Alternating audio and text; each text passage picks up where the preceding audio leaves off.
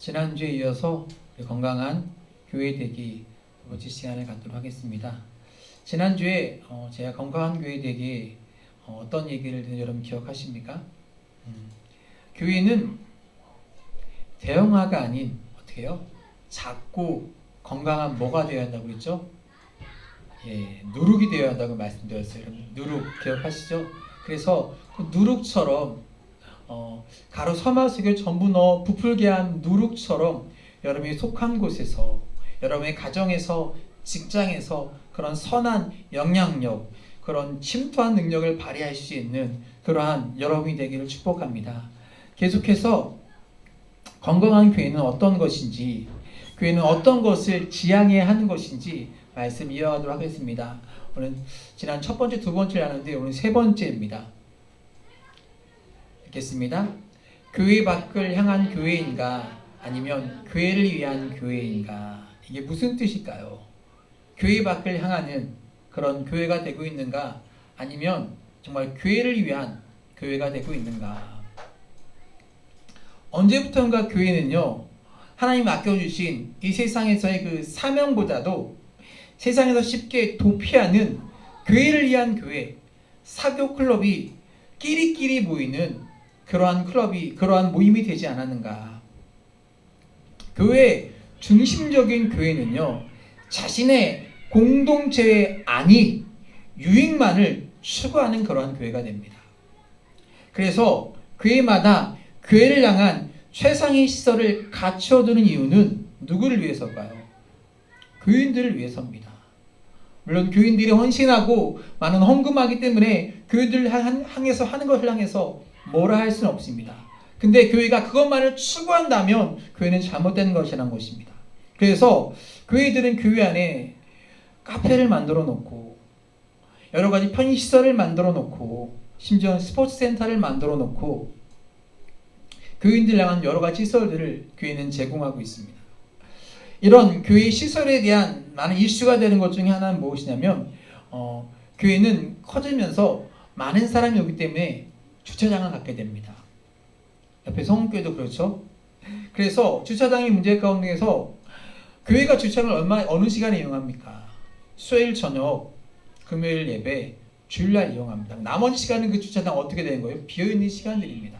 그래서 교회가 지역 주민을 향해서 어떻게 해요? 주차장을 오픈합니다. 선한 마음을 가지고 와서 되십시오. 그러나 주일, 수요일 저녁, 새벽 시간, 금요일 시간은 빼주셔야 합니다. 이렇게 교회가 오픈합니다. 그런데 많은 사람들 중 어떤 사람들 하나는요, 교회를 아예 주차장에 알박는다고 그럴까? 그냥 세워놓고 안 빼요. 전화도 안 받고 그냥 덕하니 세워놓고 그냥 거기 알박아 놓는 거예요. 아무 연락해도 받지도 않고. 그럼 어떻게 하면 교육자들 애가 타는 거예요. 빼야 되는데, 성도들이 주차해야 되는데, 또 오면 성도들은 누구한테 얘기해요? 부교육자한테 얘기하는 거예요. 이 차가 왜 있냐? 왜 안 빼냐? 그럼 또 그 얘기가 또 담임문서까지 쭉 올라가는 거예요. 그 복잡한 문제가 되는, 교회를 향해서 세상을 향해서 주역짐을 향해서 오픈을 했는데 그렇게 막 대놓고 가버리면 교회는 문을 닫을 수밖에 없는 상황으로, 그래서 많은 교회가 처음에 오픈했다가 닫는 교회들도 있습니다. 또 화장실에 문제가 있겠죠. 교회는 지역과 소통하기 위해서 화장실 시설을 오픈합니다. 그러면 사람들이 그냥 자기 집처럼 볼일을 보고 깨끗하게 쓰고 가면 되는데, 참 그중에 나쁜 사람들이 참 더럽게 마구 이용함을 통해서 교회의 이런 의도들을 악용하는 사람들이 있습니다. 사람이 너무 무분별하게 교회 물건을 시설 이용하다 보니까 교회 관계자들의 마음이 다치는 거예요. 또 거기 관리하는 집사님들이 그냥 미치는 거죠. 막 도대체 누가 그럼에도 이 교회의 주인이 뭐예요? 누구이며 교회의 방향성을 생각할 때 교회는 계속해서 지역 주민과 소통하기 위해서 교회 시설들을 오픈해야 하는 것입니다. 교인에게 집중하는 교회에서 경쟁자는 누구냐면 늘 다른 교회입니다. 왜냐하면 다른 교회보다 우리 교회가 어떻게 해야 돼요? 더 경쟁력을 가져야 더 많은 사람들이 모일 것이기 때문입니다. 그래서 때론 다른 교회보다 더 크고 화려하게 더 멋지게 교회를 꾸미고자 하는 것입니다. 그러나 건강한 교회에서의 경쟁은 다른 교회가 아닌 세상의 영적 세력입니다. 우리는 세상 영적 세력과 싸워야 하는데 다른 교회들과 경쟁하고 있습니다. 이제 교회는 다른 교회와의 경쟁하는 것이 아니라 함께 연합전선을 만들 수 있는 그런 교회들이 되어야 하는 것입니다. 그런데 여러분, 교회가 연합하지 못하는 가장 큰 이유는요, 교회가 너무 자기 중심적이고 이기적이기 때문에 교회는 잘 연합하지 못합니다. 우리 교회의 주의라고 할까요? 어떤 행사와 연합을 해도요, 우리 교회 이름이 드러나야 하고요, 우리 교회 담임 목사가 나와야 되고요, 우리 교회 뭐가 다 행사를 맡던 뭐를 해야 교회들은요, 아이러니하게 협력하고 연합을 합니다. 우리 교회가 안 돌아가면요, 교회는 연합을 못해요. 얼마 전에 옥살리 기도원을 다녀왔는데 늘 계속해서 주마다 집회가 맡아서 하는 단체들이 있습니다. 부흥사 협회들. 부르시오라고 그러죠. 이렇게 전단지를 나눠주는데 보면은요, 죄다 임원이에요. 죄다 감투를 썼어요. 뭐 자리 하나 감투 앉으면 뭐 사무총장, 상임회장, 고문 다 죄다 감투. 그거 없으면요, 거기 올려주지도 않고 하지도 않습니다. 죄다 감투를 쓰고 있어요. 거기 이름이 안 들어가면 안 하나 봐요. 지역에서 연합하는 행사에도, 양견이라고 모인 행사에도 우리 교회가 드러나지 않으면 교회는 협력하지 않고 무언가 교회를 이름을 나타내고 싶어하고 무언가 자리를 차지하고 싶어해서 교회는요, 그렇지 않으면 협력을 안 합니다. 누구보다도 교회는 연합해서 이런 사역들을 잘할 것 같은 교회가 더 연합을 못하는 우픈 현실입니다. 우리 교회가 다른 교회와 경쟁하지 않는다면 여러분, 교회의 이름이 드러나는 것보다 함께 하나님 나라를 위해서 일할 수 있는 것입니다. 사단은요, 하나님의 이름으로 나아가는 교회들을 두려워하는 것입니다. 교회가 하나님의 살기를 위해 커지지 않는 한 크기는 아무런 영향을 끼치지 못할 것입니다. 아니, 덩치에 어울리지 않는 그런 교회 이기주의, 유치함으로 세상의 조롱거리와 웃음거리가 될 것입니다. 제가 군에 있을 때 그래도 신학생이라고 군중병을 맡아서 자주 신병교육대를 방문했습니다. 뭐 사병들을 입문하기에서도 갔고 목사님 따라서 갔고, 신병교육대를 방문한 이유 중에 하나는요, 필요한 인재들을 뽑기 위해서 갔습니다. 하면 이력서 이렇게 학력을 보고 너 신학대 나왔구나, 너 군종회계했다, 이렇게 뽑으러 갔고 몇 학년 다니다 왔냐, 사회에서 뭐 했냐, 전공이 뭐 했냐, 이렇게 다 물어요. 만약 신병교육대가 이런 귀한 인재들을 양성하고 그들을 위해서 좋은 시설을 갖추고 있다고 합시다. 그런데 그곳에서 배출되는 인재들이 없이 계속 교육만 하고 있다면 얼마나 사치스러운 낭비를 하고 있는 것입니까? 교회는요, 신병교육대와 마찬가지입니다. 교회가 투자해야 하는 것은 신병들을 교육해서 경쟁력 있는 신앙으로 만들어내는 것입니다. 그리고 만약에 그들이 전투에 투입되지 못하는 신병이 많아지면 많아질수록 동맥경화에 걸린 사람처럼 문제가 생기는 것입니다. 네 번째, 교회는 어떻게 해야 되는가? 다 같이 읽겠습니다. 혹시 세상의 불의함에 대해서 가졌던 분노가 무관심이 되진 않았는가? 월드비전의 창시자인 밥 피어스가요, 드린 유명한 기도가 있습니다. 하나님의 마음을 아프시 하는 것들로 제 마음도 아프게 하소서. 하나님의 마음을 아프게 하는 것들로 누구의 마음? 제 마음도 아프게 하소서. 우리의 삶과 우리 교회가 가장 건강하게 만드는 것은 뭐냐면, 하나님의 아픈 마음으로 우리 마음도 아프고, 우리 교회가 고민할 때 교회는요, 가장 건강해지는 것입니다. 예수님이 세상을 보셨던 그 마음으로 교회가 세상을 바라보기 시작할 때, 예수님이 아끼시고 가치 있게 보셨던 그 일을 우리가 같은 마음을 가지고 예수님께서 분노하셨던 일에 대해서 우리도 분노할 수 있는 것입니다. 우리가 잘 아는 것은 예수님의 제자들 가운데 참 유치한 그런 논쟁들이 있었습니다.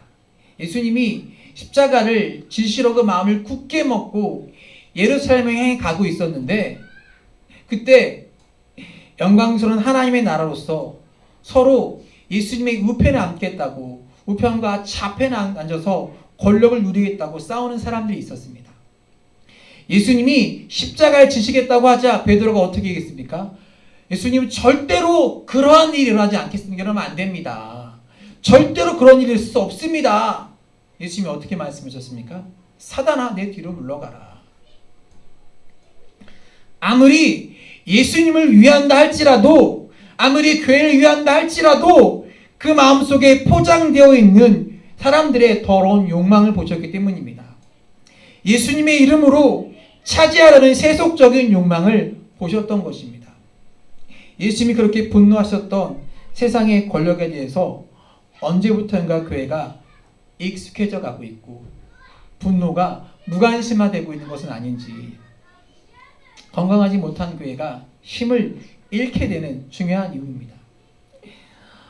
교회가 커지고 교회가 많아지고 교인들이 많아지면서 언제부터인가 교회를 상대로 장사하고 돈은 버는 일들이 많아졌습니다. 목사님이 모이는 노회에 가도, 세미나를 가도 늘 장사꾼들이 오더라고요. 광고하고 스폰을 하면서 시간마다 나와서 광고를 해요. 온갖 비즈니스가 성행을 합니다. 마치 예수님께서 예루살렘 성전에 올라가셨을 때 온갖 동물을 팔고 돈 바꾸는 이들이 성전을 더럽혔던 것처럼, 예수님께서 분노하셨던 것은요, 돈을 바꿔주는 일이 아니라 하나님의 이름을 빙자해서 사람들의 돈을 착취하는 수단이 되어버렸기 때문에, 교회가 돈벌이의 대상이 되어버렸기 때문에 하나님의 이름으로 불림받은 공동체에서 서로가 높은 자리에 앉겠다고, 서로 자리를 차지하겠다고 표싸움하는 사람이 있는 교회가 여러분 어떻게 세상을 향해서 누르게 될 수 있겠습니까? 섬기는 자가 하고 먼저 되고자 하는 자는 섬기는 자가 되어야 하는데 서로 자리를 차지하겠다고 싸우고 있는데, 분노의 채찍을 휘두르셨던 주님을 따르던 공동체가 언제부터 세상에서 질책의 대상이 되어버리지 않았는지, 참 교회들을 바라면서 마음이 아픈 것은 뭐냐면, 교회들이 무리한 건축을 하다 보면요, 더 화려하게 더 크게 교인들의 돈을 가지고 집을 담보로 잡아가면서 건물을 짓다가 문제가 생기는 것입니다. 왜 이런 일들로 세상에 조롱거리가 될까요? 언제부턴가 교회의 이 건물이 성공의 상징이 되어버렸기 때문입니다. 성도들 사이에도 교회 건물을 가지고 힘이 들어가고, 우리 교회야. 사람들이 모이는데 필요했던 건물이 언제부턴가 모이는 사람들의 자존심을 세우고 자랑이 되기 시작했습니다. 지금까지 우리가 어떻게 해왔느냐가 아니라 이제부터 얼마나 하나님의 마음과 같은 마음을 가진 교회가 되어야 하는가. 우리 구루토기 교회가 하나님의 마음을 가지고 고민하며 하나님의 같은 마음을 가지고 고민하고 씨름하는 그런 마음을 갖는 그런 교회가 되기를 주의 이름으로 축복합니다. 예수님의 마음처럼 함께 세상을 바라볼 수 있는 그런 영적인 안목들이 열리는 여러분 되시기를 축복합니다. 마지막 5번째예요. 보겠습니다. 혹시 건강한 삶을 살기보다는 제도를 우선시하지 않는지, 오늘 설교에 모든 것에 유학이 될 수 있을 것 같습니다. 여러분, 예수님께서 이 땅에 교회를 세우신 이유가 무엇일까요? 더는 세상에 계시지 않은 예수님께서 우리에게 사명을 맡기심으로 사명을 감당하기 위한 교회들이 이 땅에 여러분 세워졌습니다.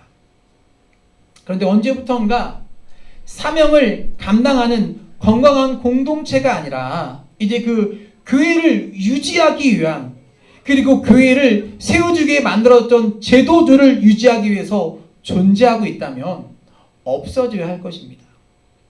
오늘날의 이 제도적인 교회들이 정착해야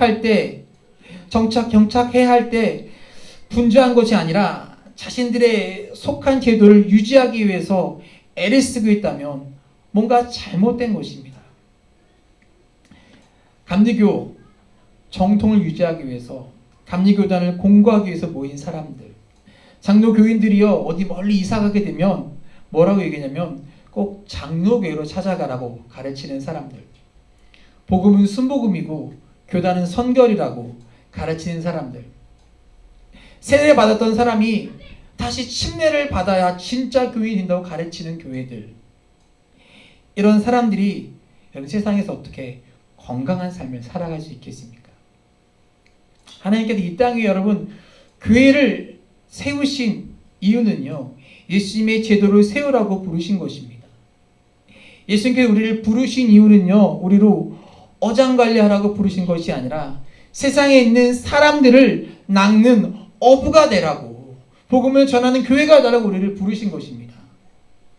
건강한 교회에서 일어나는 일들, 27절에 보니까 오직 너희는 그리스도의 복음에 합당하게 생활해라.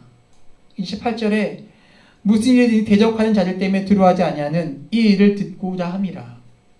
29절에 그리스도께서 너에게 은혜를 주신 것은 뭐예요? 다만 그를 믿을 뿐만 아니라 또한 그를 위해서 뭐도 받아요? 고난도 받게 하라 하시라고 말씀하고 있습니다. 건강한 교회가 된다는 것은 교회 안에 그리스도의 능력이 살아난다는 것입니다. 여러분 안에 그리스도의 마음이 살아난다는 것입니다. 우리를 부르신 그 부르심에 우리가 뭐예요? 응답한다는 것입니다. 우리가 믿는 것을 살아간다는 것입니다. 건강한 교회가 된다는 것은 더는 어떤 교회 건물을 가졌는가, 얼마나 많은 교인이 모였는가로 평가되는 것이 아닙니다. 부활하신 주님을 의지하면서 더는 세상을 두려워하지 않겠다는 선포가 일어나는 것입니다. 하나님의 마음이 있는 곳에 우리 마음도 있는 교회, 하나님의 눈물이 있는 곳에 우리의 눈물이 있는 교회, 그렇게 바라보니요 우리가 해야 할 일이 우리가 하던 일과는 많이 달라질 것입니다. 건강한 교회가 되기 위해서는요 더 이상 사상가가 아니라 행동하는, 움직이는 그런 교회가 되어야 하는 거고요, 건강한 누룩이 되어야 하는 것입니다. 여러분, 우리 교회가 작지만 하나님 아버지의 마음을 품고 교회의 사이즈의 문제가 아니라 하나님이 기뻐하시는 건강한 사람들, 건강한 교회들이 되기를 축복합니다. 다 같이 결단하며 하나님 아버지의 마음이 있는 곳에 우리 마음도 있고 하나님의 눈물이 있는 곳에 우리 눈물도 있기를 소원하며 우리 교리터기 교회가 하나님이 기뻐하시는 건강한 교회 되기를 소원하며 찬양하고 기도하겠습니다.